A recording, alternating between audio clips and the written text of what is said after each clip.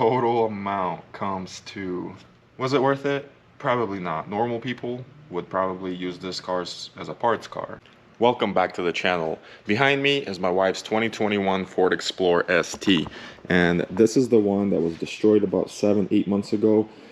I had to replace everything on it, and I was excited to make this video until I started adding up the numbers of what it actually cost me to rebuild, and that is not including my own labor, which was free. I'm gonna go over everything, all the parts I had to get and everything in dollar amounts, and then I'll reveal the total at the end of the video probably, or in between somewhere. So stay tuned, let's get to work. And why this thing is back on the lift is because I gotta change the oil in it, some spark plugs, and then tomorrow morning I'm gonna pass emissions. Unfortunately, in my county in North Carolina, I have to pass emissions, and once I pass emissions, I'm gonna go ahead and tune it. Now, the Whipple tune is EPA certified, but if I flash it today, for example, then I'm gonna have to drive it for a while for all the monitors to set and everything, and I don't want to do that because tomorrow morning I'm going to pass inspection. Right after that, I'm putting the tune in, and I'm gonna do some before and after. Gotta wash this engine bay. That's disgusting. So I'm gonna start off by saying that the winning bid on this was $9,428. That's actually including the auction fees and everything like that. And then $1,000 for delivery. It came from Texas, as you can tell by looking under the hood. Every car that comes from Texas looks like this. So while the oil is draining, I'm gonna continue with the prices. So my first trip to the dealer, because when I got it, the front suspension was completely gone. This thing was just sitting on the ground.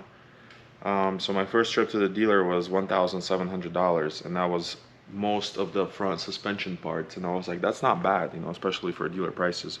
So I put it together. I got it on its wheels, and I wanted to make sure it runs. Picked up a battery for $215 from O'Reilly's, and then that's when things started adding up, because all the wheels were destroyed except one or two. The front two were completely destroyed. So then I bought wheels and tires, brand new takeoffs, for $2,830. Got those on eBay. They were brand new takeoffs, brand new tires. I don't have to worry about that. Price was kind of steep, but that included shipping from California. Then decided to buy a complete set of seats, because the auction put a wheel on the rear seat and tore a hole in it, and then the front seats had blown bags. So I spent $700 on a full set of seats, which were brand new takeoffs as well. Then I went to the dealer again, 150 bucks for something.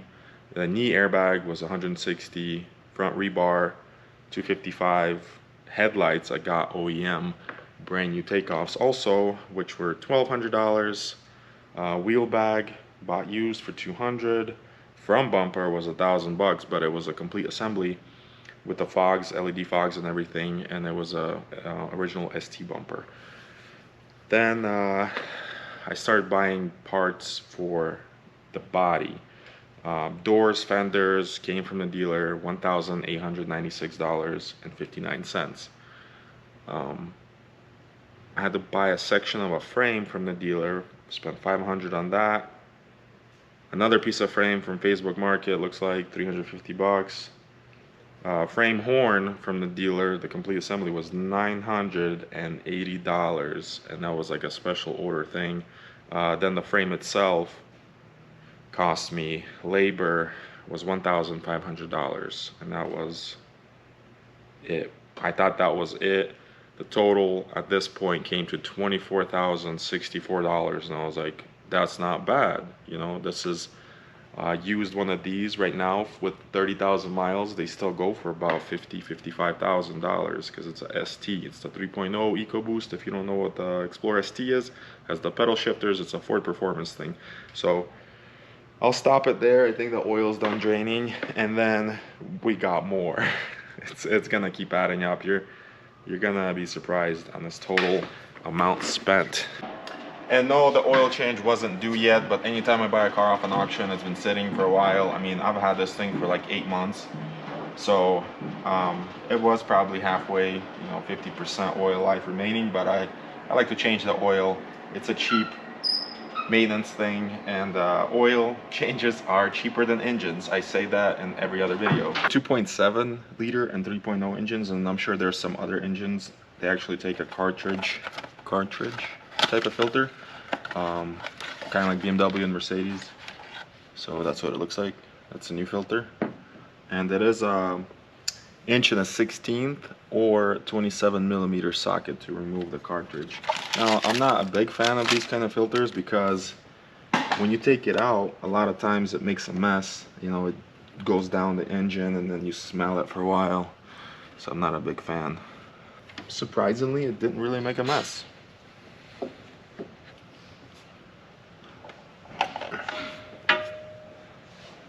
Kind of cool, they include 2 new O-rings, actually 3 new O-rings. Some people don't even bother to replace them, but why wouldn't you? It already comes in the kit. Do it.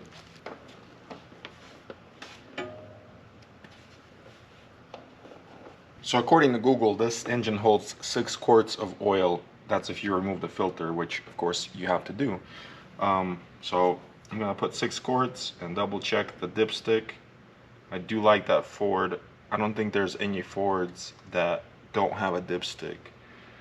It's nice to have a dipstick. But moving along with the prices, paint, the whole car was painted except the roof. That was $3,000. Another trip to Ford dealer for some roof airbags, $1,225. Windshield, $700. Adaptive cruise module, $226. Got that used. $550 for the rear subframe and motor mounts and axle shaft. Bought that used. Another trip to the dealer, $1,480. I don't even know what that was. I didn't even label it. It just says dealer. Alignment, $100. There's little miscellaneous things, like there's a $400 thing, and then title work, $200. Now, total amount comes to $31,945. That's what this whole thing cost me. That's not including my labor. That's just parts and then, frame labor and all that. Was it worth it? Probably not. Normal people would probably use this car as a parts car, and that would have been a smart thing to do. Me, it took me a while to get all these parts together and stuff like that, but I don't have a car payment.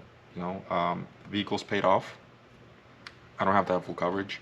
If I can get it, but it is a rebuilt North Carolina title. I can get full coverage if I wanted to. I just probably won't because insurance is expensive. If I could cancel insurance, I would.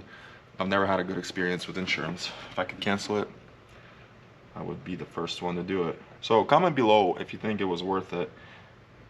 You buy a car for $9 grand, and then it comes out to be $32,000 basically. Now, to get a used one of these, it's still about $55,000. So I did save some money, but with all the time I spent on it, I don't think it's worth it.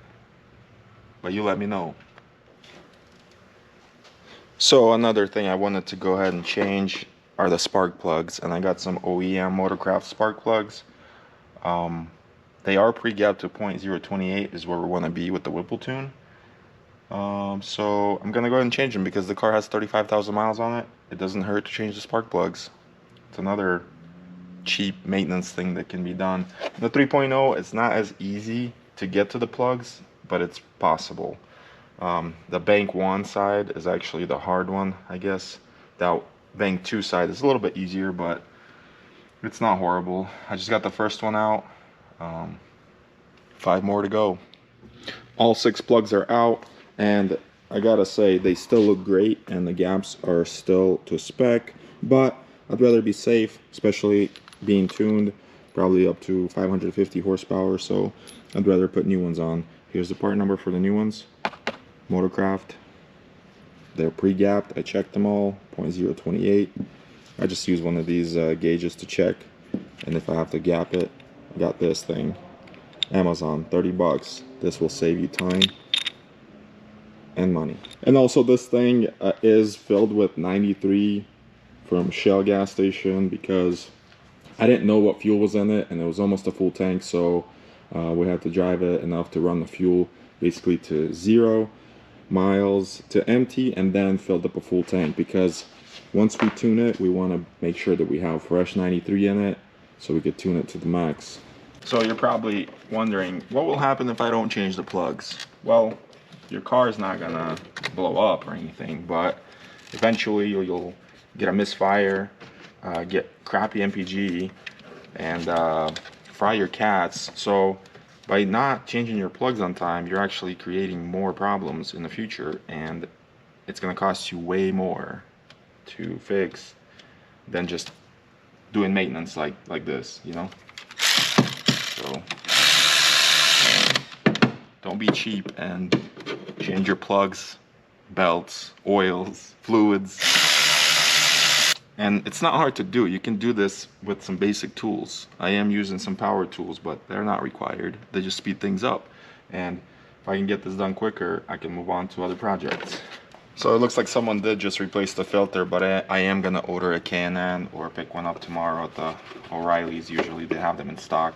So 2021 Ford Explorer ST. This thing is completely stock besides that mega cooler, but tune wise it's completely stock. Just did an oil change on it, changed the spark plugs, used OEM parts and oil, and I'm gonna do a couple of pulls on it with the draggy and see what we gonna get. You know, the 0 to 60 or whatever, 1/8 of a mile, 1/4 mile, before I flash it with the new tune from Whipple. 30, 60,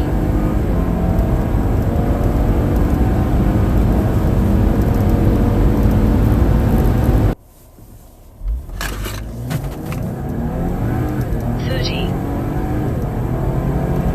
60.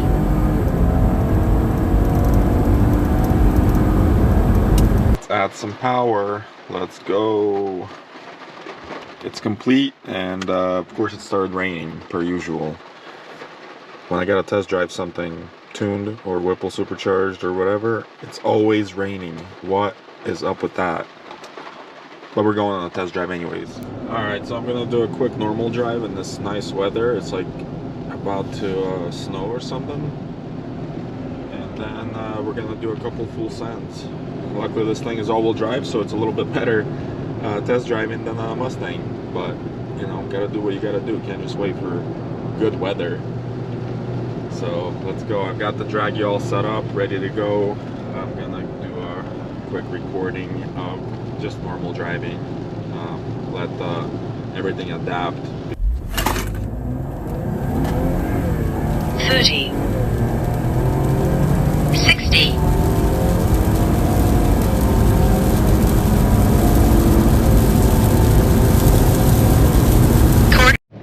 Alright, so I just did one pool in this crappy weather, and I'm gonna have to wait for some better weather, but I'm gonna insert the draggy before Whipple tune and after. And the before is actually with the Whipple intercooler, but without the tune.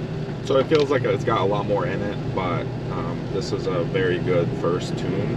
It feels good, ships good. I think I need to drive it some more, let it adapt. But that's gonna be it. I'm gonna do some more testing in the future on this thing, and we're gonna keep tuning it till it blows. Hopefully not. Later.